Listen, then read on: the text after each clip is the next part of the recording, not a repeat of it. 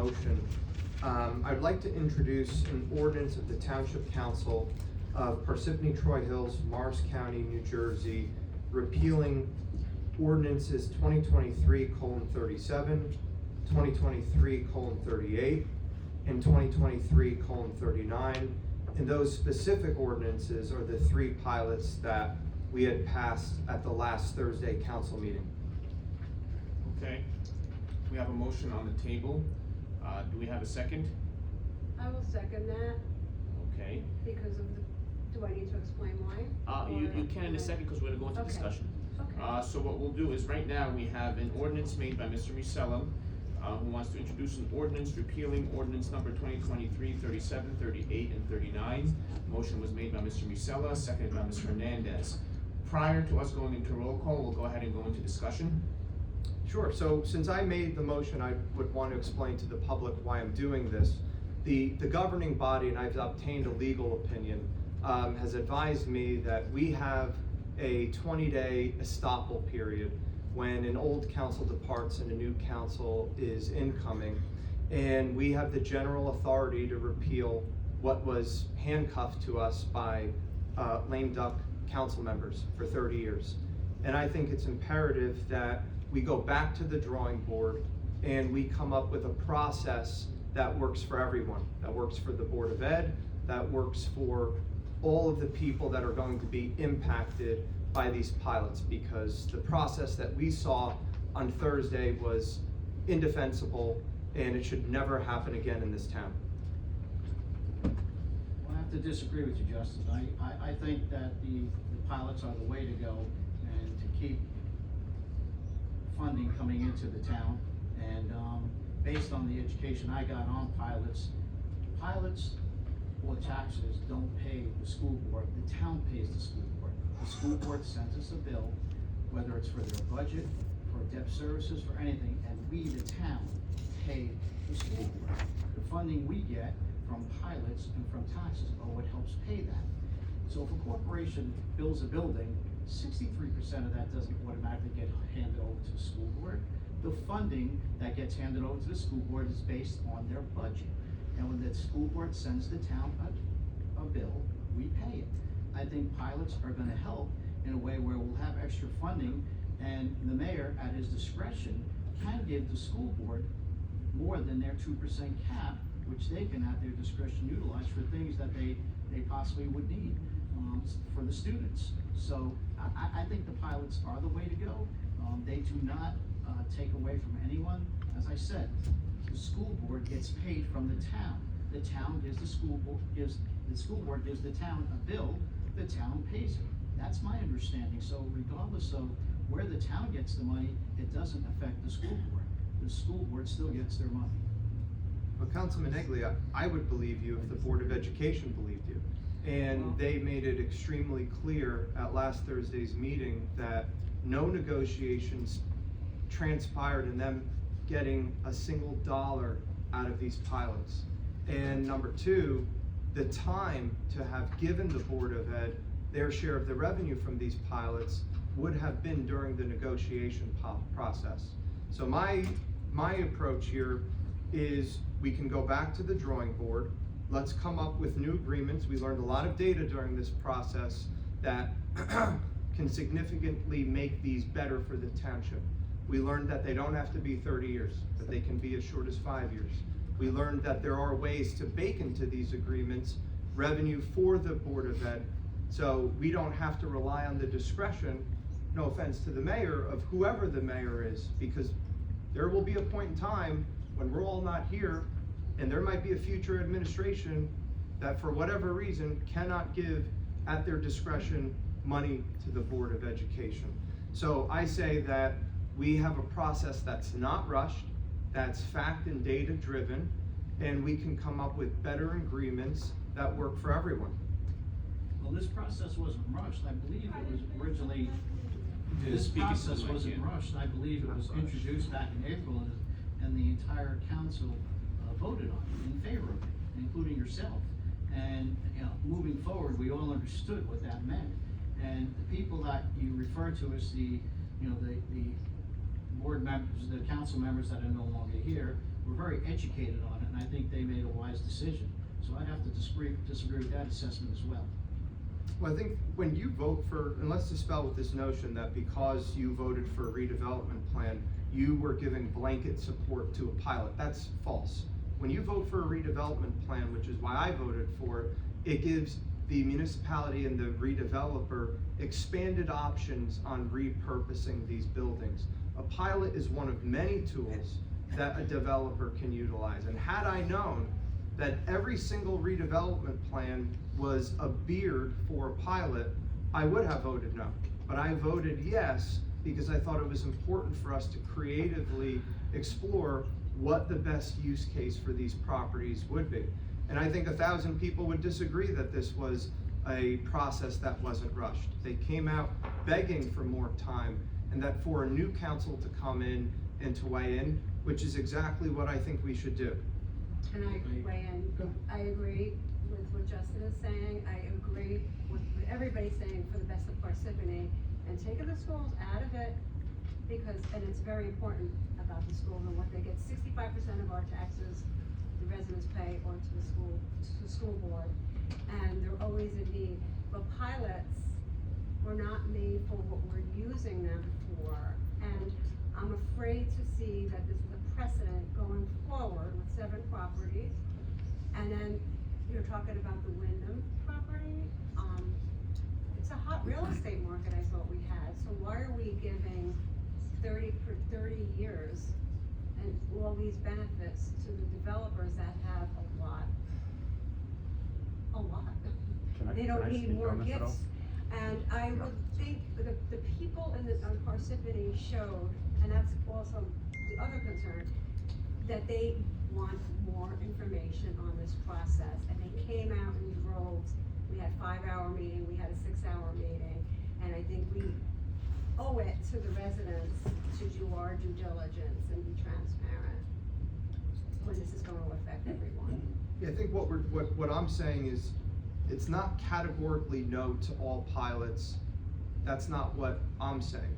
What I'm saying is we need to establish a process and have a standard in place whereby we can evaluate, along with the public's buy-in and the school board's input, what pilots are good for the town and what pilots are not good for the town. And I think the events of the last 30 days show that nobody thought these pilots were truly in their own best interests. So going back to the drawing board, it's not saying there will be no pilots, but it is saying, let's come up with agreements that are better for the township, that we can have public hearings on, and that are fact-driven. I'd like to say a few words.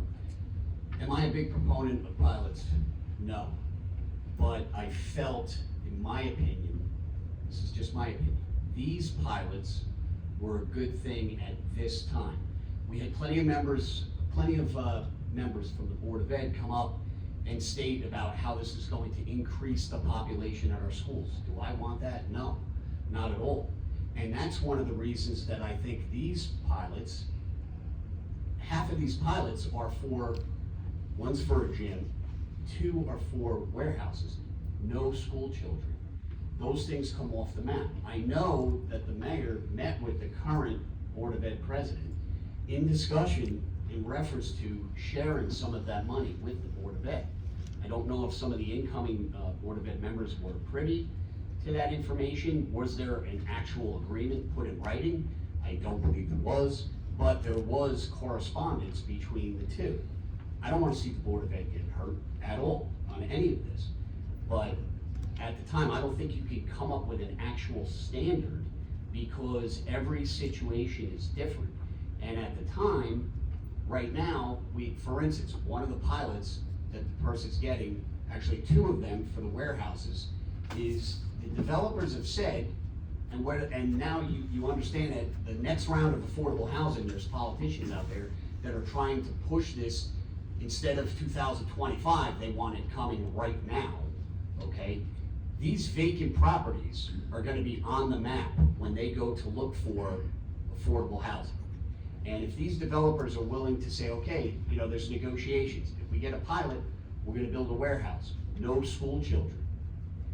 You're getting a stream of revenue coming in. Right now, there's buildings being knocked down throughout the town because these people don't wanna pay taxes on these abandoned buildings, so they're knocking them down to just have to pay the land tax. If those lots stay vacant for the next 3-4 years, we're not gonna collect hardly anything compared to what we would be collecting. For instance, the one pilot location, that developer has agreed to continue to pay their share of taxes that they currently are paying. If they didn't get the pilot, that building, they were going to knock it down. The revenue would go from $170,000, which they agreed to continue to pay throughout the time their building was knocked down, their new building was built, and then they would go up to $275,000 the first year of the payment for the pilot. If that building gets knocked down, our tax assessor said they'll pay about $45,000. And if that building stays vacant for, let's say, 3-4 years, and then they come in and wanna build an apartment building, that's 3-4 years worth of $45,000 a year versus $275,000, okay? The other thing that the misperception that is out there is that pilot payment is a set number for the first 10 years, then a set number for the second 10 years, etc. It was brought up by the one developer and for the gym, for every sports drink that's sold at the gym, that's revenue for the gym. We get a percentage of the revenue. So the more sports drinks they sell, the more money the town gets. So the better that these businesses do, the more revenue the town gets. It's not a set number. It was brought up about, and I know I've been researching a lot of the stuff, why a 30-year pilot versus a 5-year pilot. Well, one of the reasons is the lenders. It's just like when people go for a mortgage. Do people get a 5-year mortgage? No, they don't get a 5-year mortgage unless you're getting an adjustable and you're not planning on staying in that house. But if you're somebody to get a mortgage, most mortgages are 30-year mortgages. Lenders are not going to, who wants to buy a house and say, I'll take a 5-year mortgage? Most people can't repay their full mortgage in 5 years. They need the time to pay it back. So, these are the other things. And I know it was discussed, somebody said, what happens if the gym goes out of business? Okay, then what do we do? If they were paying conventional taxes, okay, what are they gonna do? They're gonna be vacant building, they're gonna go for a tax appeal, they're gonna get a tax appeal, and we're gonna have to refund all that money that they would normally be paying. With the pilot, the one agreement there is, I believe the number is $2.50 per square foot that we automatically would get from them if they go out of business. Is that correct, man? About $2.50? At 100,000 square feet, so that's $250,000 that we would still get, the town would still get that. If that gym, let's say, people were bringing up, what happens if the gym goes under in 7 years? Then what? Well, then the owner of that building is gonna go in for a tax appeal, and he's gonna say, my building's vacant. I want a major reduction in my taxes, which would be now drop it down below that. At least we're guaranteed that money. And again, the pilot, it's not, everyone thinks it's a set amount. It's not, because the better the gym does, as the rents for an apartment building, as those rents go up, our money, our revenue, the pilot money that we get goes up. For every time they raise their rents, we get a piece of that. So the money does. I get what you're saying about, but one of the benefits to me was, and I'm thinking of the Board of Ed, do I want an influx of all these students? If we can fill these places up, there's some give and take. I don't want the schools to get crushed by somebody coming in and going, well, guess what, you have 17 vacant buildings. So we're going to give you a new number now of the next round of affordable housing of 1,000 units, which means builder's remedy, they get to build 4 regular units for every 1,000 of affordable, which means Parsippany would get 5,000 more apartments. So if we can fill these up with businesses, we don't have the vacant spot. When they come in, they're gonna look at Parsippany and go, well, now there's only 10 vacant buildings instead of 17. So those are the things, and if people could just take a few minutes to study the figures, I think you would see that. Again, I'm not in favor of all pilots. We could get a bunch more come in, and I might be the first one to say no. But I just think right now, let's evaluate and see how they do. I think just in response to that, right, the first thing you had mentioned is we don't have, you're not aware of a practice in place to determine which business should receive a pilot and which it doesn't. There actually is, and I'll hold this up and I'll provide it to our town clerk. From Matt Baxter, the former state comptroller, came up with a handbook for municipalities that it laid out a specific set of policies and procedures on how the municipality can award a pilot.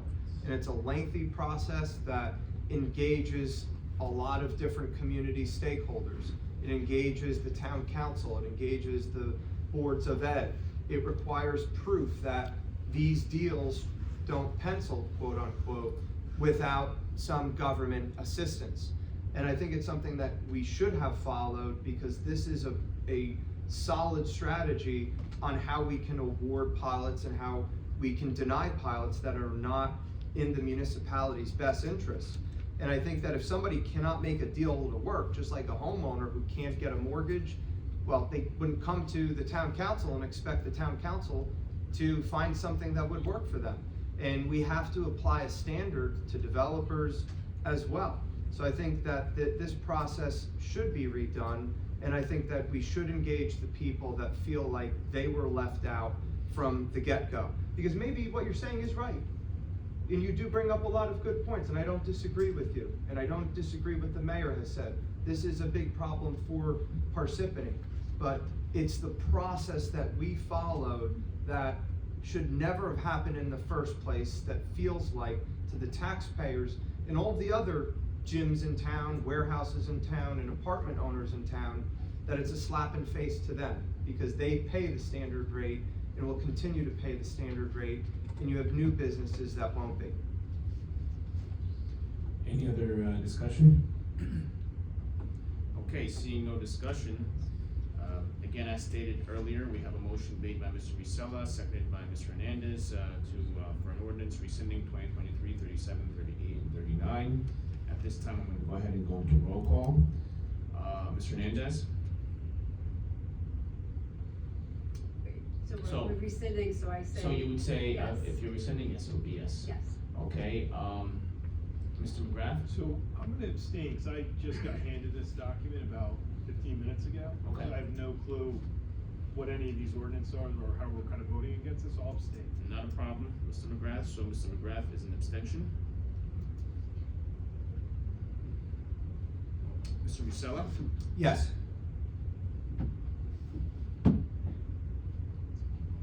Mr. Neglia? No. And Mr. Karifi? No. Okay, so, the motion is, 2 yes and, 2 no, and 1 abstention.